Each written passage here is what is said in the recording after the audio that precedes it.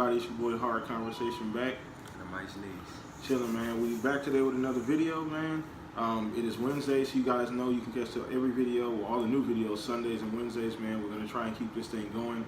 Thank you to everybody subscribing, commenting on the videos, dropping likes on the videos. That helps the videos get seen. So anytime we put a video out, you guys share it as much as you can. Follow us down here on Twitter and on Instagram, guys. Right below, it's always down there. Hit us up. He runs the Instagram, I run the Twitter, so follow us there too, man. So today's a little different. The playoffs are going right now. They're damn near over. There's a few teams left. Everybody's on at least game 4, right, at this point? At least 5. Game 5 at this point. Yeah, well, first round's almost over. First round's almost over, sorry. Yeah, but that's what I meant. But yeah, everybody's pretty much in game 5 at this point.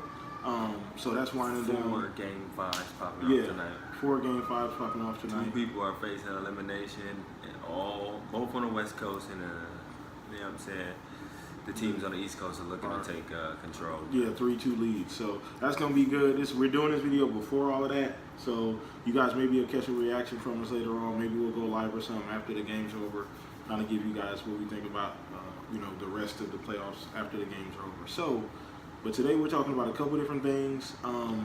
We're talking about the JBA, which is huge right now. If you don't know what the hell that is, it's the LeVar Ball's league. Junior Basketball Association. Yeah, so and that little thing that he was talking about starting. Yeah. Hopefully, I'm almost 100% sure that it'll come into fruition. I mean, you know what I'm saying? He probably didn't get the exact, players that he was aiming for. So like probably top players in the country, all committed to college. But I think, everybody knows about the kids that we got in the neighborhood that don't go to school, that don't like being in school, but they really, really can hoop. He given the opportunity to come get paid, get seen on the national scale, and then get an opportunity to go to the NBA right after that. So yeah, especially with my man was telling me about the NCAA trying to reach out or do something, force the NBA hands and making them remove the one and done rule.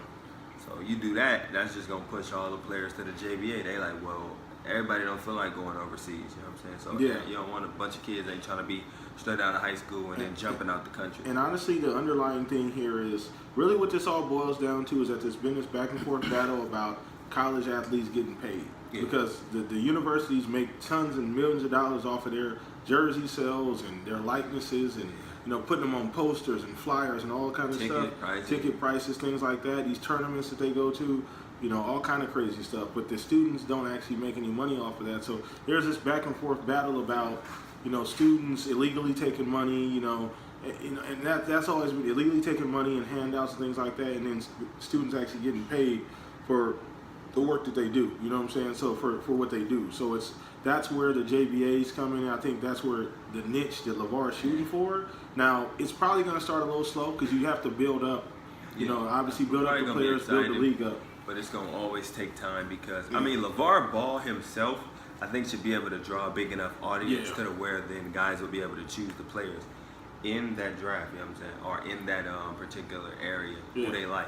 But, LeVar Ball his name is on it, so either people are going to tune in for 2 different reasons. You're going to have guys like me that want to see. As long as you tuning in, it don't matter. Yeah, you know what I'm saying? You're going to have the guys like me, I'm tuning in to see, you know what I'm saying, how successful it's going to be. I want to see it be successful and everything. Then you're going to have the other people tuning in. Why? Because they want to see him fall on his face. Yeah. So either way, as long as you got people watching, that's all that matters. From both places, so. Because really with the we have the G League, which is like, that Gatorade League essentially, where players can go and they play, and they can essentially get picked up by the aligned team at that point, whatever. Because there's each team has its own like G League team, right? Each NBA team. Yeah, I think now finally. Yeah. 82 NBA affiliates now. Yeah. So not 82, not 82, 30. However many teams are in the league. Yeah. So that's another way for young players who didn't either go undrafted or didn't get or just for whatever reason didn't enter into the draft. That's another avenue to get into the NBA. That's a lot. It's tough. It's not easy. You know what I'm saying? A lot of it takes, there's some luck involved. Obviously, guys getting injured or spots opening up. Then obviously you have to be a good enough player, for them to pick you up. It's not like baseball where they're always constantly grabbing guys out of AA and bringing them up, and they're always okay. We're gonna drop you down to AAA this week and bring another guy up. That's not really the NBA doesn't do that. So it's really tough to go through that way. So what LeVar's doing, my thought process about this is that he's just giving people another avenue. Now, obviously, things have to pick up steam, and the NBA before the NBA even recognizes the JBA as a viable option to get players from. That's I the think that's ultimate gonna goal. happen kind of immediately. I think you're gonna get like maybe a couple players out of there only because you have to realize who they're playing against. It's like essentially another year of high school but being paid. Because all these players are gonna be being paid. You know what I'm saying? So and that's another thing too, because now he's competing also with colleges saying, hey, you can come here, you're gonna play with all these other 5-star recruits, you're not gonna get paid, but you're gonna be in a great environment. And so they have to compete with LeVar saying, hey, I get you want to go to school. I get, it's nice to have a degree, but you can come here and get paid right away. Yeah. Right away. You're not making NBA money, but you're gonna make, depending on, I don't know what the contract is and how many sponsors he can get to really and this all depends on, exposure and how big his league actually gets.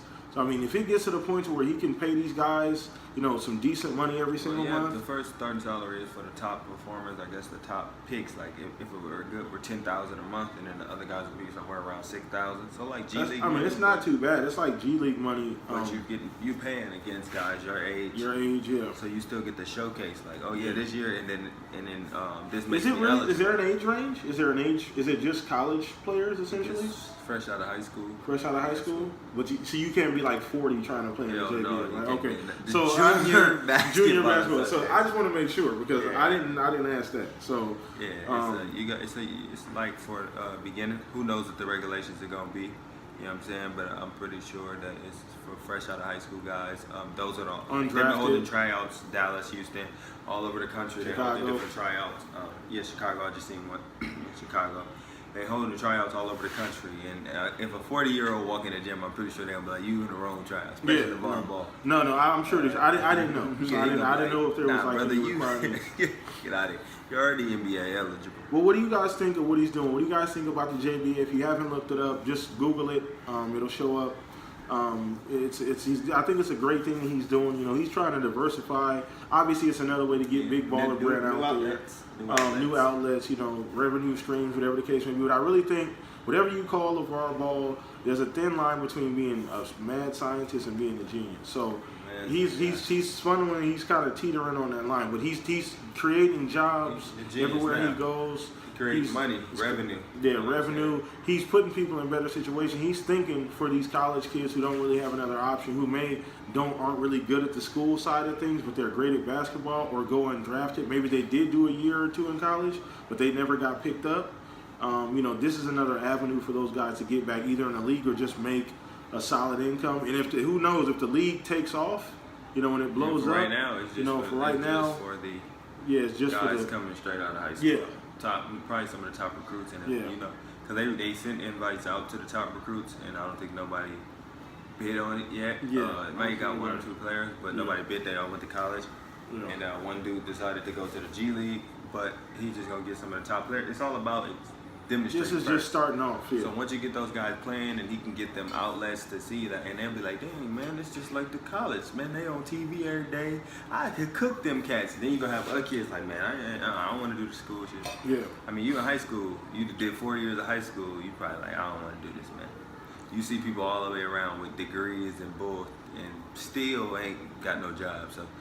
You know what I'm saying? So that's and we're not opposed to school. We're not opposed to people. No, not at all. This is not saying, hey, revenue, money. It's just another option for these kids. You know what I'm saying? So they already. You know what I'm saying? I'm good with options. I like options. So that's what we're looking at. But salute to LeVar Ball, doing this thing, triple B's. And I hope that thing rises. Yeah, man. I hope it works out, man.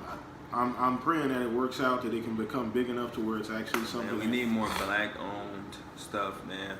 Stuff for our youth, man. A lot of kids out here don't want to go to school for real, though. And that's not something that should be. That's why the overseas basketball is so much more advanced than ours. They're not doing math and all that crap. They just go and play English. ball. They play basketball. Yeah. You a basketball player. They said that they forced Yao Ming to play basketball. Yeah. 7-7. What else you think you're gonna do? Yeah. Be a doctor? You can't operate on nobody's heart. Yeah, but they forced them to play basketball. Over there, not necessarily everybody being forced, but they're being trained and developed. That's why they come over here and they be so skilled. Yeah. We are the only ones that like to keep the amateurs at an amateur level. We don't want to make them pros too soon. We want to exploit them. This is the country for exploitation. They exploit the youth. They take their rights. The funny thing about that is that even though he's saying this, the first pick in the draft is probably going to be Luka Doncic, who is Yeah. He was an overseas player. If you haven't, look him up. Look him up on YouTube. Luka Doncic. I guess it depends on who. It depends on who gets the first pick, but he's gonna be probably a top 2 or 3 pick in this year's draft. And he's straight from overseas. He's been playing in a grown man's league since he's been like 16. Right, 15, 16 years old. So 13. he's been playing in the Euro League out there killing, and he's only gotten better over time. So that's what he's talking about as far as kids having another option. So they've been professional since 15, 16 years old. Rolled in high school. Yeah, it's crazy. So the next thing we wanted to cover, guys, this is a 2-part video really, was playoffs are going, as we said earlier, but we really wanted to talk about some of the big impact some of these rookies and these second-year players are having on NBA teams. You got people like Ben Simmons, you got Joel Embiid, you got Jason Tatum, Donovan Mitchell, doing all kind of good stuff for their teams. Not playing like rookies at all. Jaylen Brown is another one. There's other rookies I'm probably missing that are still currently in the playoffs, and even rookies that aren't. Jaylen Brown, Jason Tatum, Ben Simmons. I said them already. Yeah. I know, Ben Simmons. I'm trying to think Donovan Mitchell. Joel Embiid counts. He's only 2 or 3 years in the league, right? Fairly young. He's 23, 24, like whatever. Young player. Giannis, in that case, he's 23. Well, I mean, Giannis is young too. We talking to young. Yeah, I'm just talking about a young. Or what I've realized, guys, essentially, what I'm saying is that the NBA is in good hands going forward. Yeah. Obviously LeBron's getting up there. You got guys like D Wade who are, thinking about retirement. Dirk's probably gone. You got all these players who we watch the tail end of, like the guys who watch Carmelo. All these guys. Steph's he's still, KD's they're still 11 years, 10 years. Can shoot the basketball. So I wouldn't include them just yet. But they're even getting to that point, 4 or 5 years, they're going to be. Wade might be out of there. Yeah, D Wade might be out of there. So the NBA is in good hands, man. But one thing I just like with this year rookie class, even like the clash with Ben Simmons and Utah and Donovan Mitchell with the rookie going back and forth stuff, like that's old school to me. Like that's the stuff that guys did, not exactly the super duper advertising stuff, but the few, like I want this, you know what I'm saying? Guys always nowadays trying to make it seem like it's unimportant.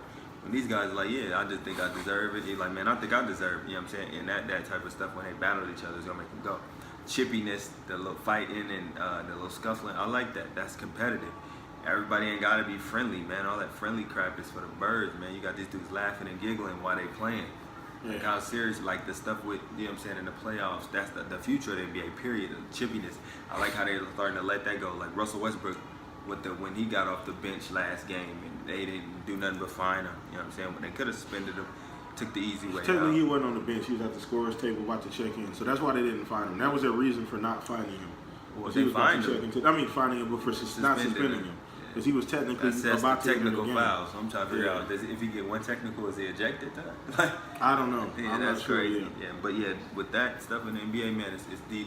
I mean, you got nice, talented players. Man. And I like the fact that these guys are contributing right away to their team's success. They're not just, he's a good piece off the bench for the first 2 years. These guys are coming in. Forget about Kyle. Kuz, yeah. These guys Brandon Ingram. These guys are coming Lonzo, in. They're coming in. Even marketing Josh Jackson. These guys, Dennis Smith Jr. Porzingis. These guys are coming in the league and they're ready first year or two. And they're really they're changing their team's future. Like these guys are going to be cornerstone pieces in the future, whether they stay with that team or not. But they're coming in making big differences actually to their team. Because they used to kind of take baby steps for rookies. Even if you were like a number 1 draft pick, unless you were like an obvious, he's ready, like a LeBron or like a Tim Duncan, somebody like that. A lot of that though was a lot of that was physicality back then. So guys had to, no boys allowed. Now it's all boys allowed, but they're pretty talented. They're super skilled too. And they're not afraid. Some of them, and they're not afraid too. The top young players are really good. You still got the shooting guards who can't shoot. Well, I mean, that's another thing. That has to go do with more just skill and the way they've been trained as they've grown up. I mean, just the fact that they're contributing, whether it be defense, offense, whatever it may be, they're really making big differences for their teams. You know what I'm saying? And the NBA is in good hands going forward because I'm looking forward to see Ben Simmons and these guys consistently going to the finals and making the playoffs. And rookie year go to the finals. Yeah.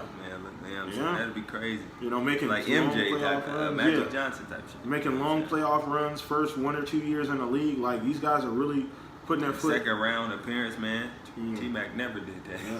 There's a lot of players right now.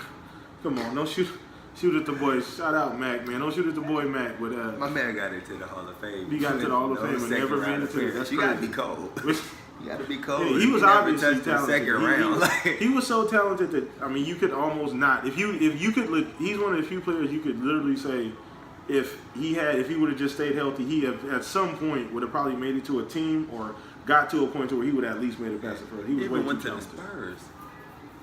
How did he not get to late in his career? I'm trying to figure out. Late in his career. Anyway, did this they play? video wasn't about T-Mac. Shout out to the boy Mac. But anyway, guys, that's what we wanted. T-Mac gold. Yeah, that's what we wanted to T-Mac talk gold. about today. So once again, guys, we started about the JBA. Look that up if you haven't. You know, it's a Ball League, Junior Basketball League. Especially then, young kids out there who want, you know what I'm saying? You think you got it, look, when they come to your city, man. Go try out. You never know. And then also, we're talking about the young players. So let us know what you guys' opinion are. Leave us a comment below about what we talked about. How do you guys feel about the things that we discussed here today? You know, once again, guys, every Wednesday, every Sunday, we've thought about the fact that we're probably going to be doing the recap of the playoffs on Sunday's videos. And then saving the Wednesday's videos just for like other topics that we want to talk about, like today. Get a quick thought out there. Yeah. And Timberwolves in Oklahoma City might just be going fishing tonight. that's true. But and that'll be in our follow-up video. You guys may catch us on live tonight talking about this shit, depending on what happens. It depends on if I mean, you know what I'm saying. If they don't even start, nigga, because you finna make this video 5 minutes longer than it already is. Don't get ice knees going. Anyway, Russell better play. He better pass and go get 90. All right, we'll see. But it's your boy Hard Conversation. I might sneeze. We out of here, man. I got 1, 2, 3, 4, 5, 6, 7, 8 M's in my bank account.